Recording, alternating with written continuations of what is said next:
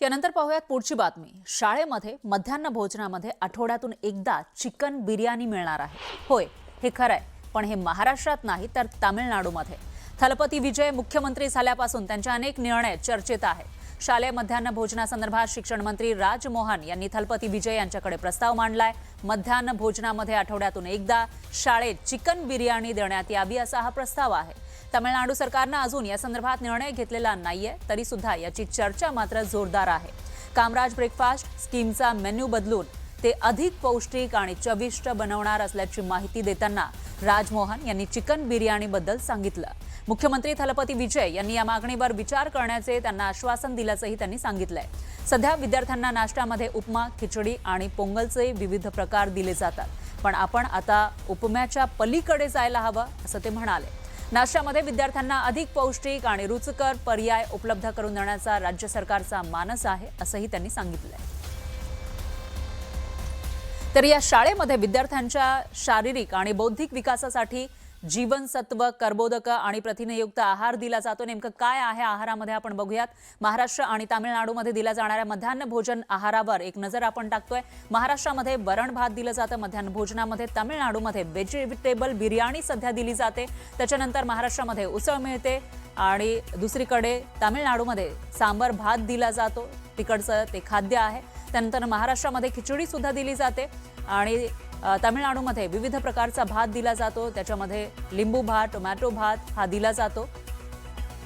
जीवनसत्व, कर्बोदक, प्रथिनयुक्त मध्यान्ह भोजन आहार द्यायला हवा आणि त्यानुसार महाराष्ट्रामध्ये उकडलेली अंडी दिली जातात, तामिळनाडूमध्ये सुद्धा उकडलेली अंडी ही मुलांना दिली जातात। त्याच्यानंतर महाराष्ट्रामध्ये केळी दिली जातात, तर तामिळनाडूमध्ये चिकन बिर्याणी प्रस्तावित आहे। मुलांना पोषण तत्व मिळावी यामागचा उद्देश असतो या मध्यान्ह भोजन आहारामागचा, आणि त्यानुसार आता चिकन बिर्याणीचा प्रस्ताव तामिळनाडू सरकारने दिला।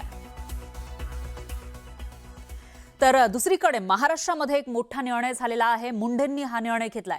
यापुढे शाळेच्या कंपाऊंड पासून 50 मीटरच्या परिसरात वडे, समोश्यांसारखे तळलेले पदार्थ, त्याचबरोबर चॉकलेट, बिस्किट, कोल्ड्रिंक विक्रीवर सुद्धा बंदी घालण्यात आली आहे। अन्न आणि औषध प्रशासन विभागाचे आयुक्त तुकाराम मुंढेंनी या संदर्भात महत्त्वाचा निर्णय घेतलाय। यानुसार शाळेच्या 50 मीटर परिसरात हाय फॅटयुक्त खाद्यपदार्थांच्या विक्रीवर पूर्णपणे बंदी घालण्यात आली आहे। विद्यार्थ्यांच्या रोजच्या आहारामध्ये ताज्या भाज्या, कडधान्य आणि पोषणाचा समावेश असावा यावर भर दिला जाणार आहे। शाळांना आहाराची आदर्श केंद्र बनवण्यासाठी ईट राईट स्कूल संकल्पना बंधनकारक करण्यात आली आहे आणि या निर्णयाचे सर्व स्तरातून स्वागत होत आहे। पालकांनी हा निर्णय योग्य असल्याचं सांगत सरकारचे स्वागत केलं आहे। मात्र केवळ 50 मीटर नव्हे तर शाळांच्या 100 मीटर परिसरामध्ये जंक फूड विक्रीवर बंदी घालावी अशी मागणी सुद्धा त्यांनी केली आहे। फूड क्वालिटीज खूप कमी झालेल्या आहेत, सो हे जर नियंत्रण शासनाकडून आलं तर हे आपल्याला खूप छान पद्धतीने राबवता येईल। एक महत्वाची गोष्ट अशी आहे की फक्त ते फ्रॉम द टॉप नकोय फ्लो व्हायला, प्रत्येक अधिकाऱ्याने, प्रत्येक कर्मचाऱ्याने तेवढ्याच मनाने ते अप्लाय करायला हवं। कॅन्टीनमध्ये पण अशा गोष्टी सर्व केल्या पाहिजेत की ज्या मुलांसाठी खरंच हायजीन आहेत, एक्सेप्ट फ्रॉम दॅट पाव अँड मेयो अँड ऑल।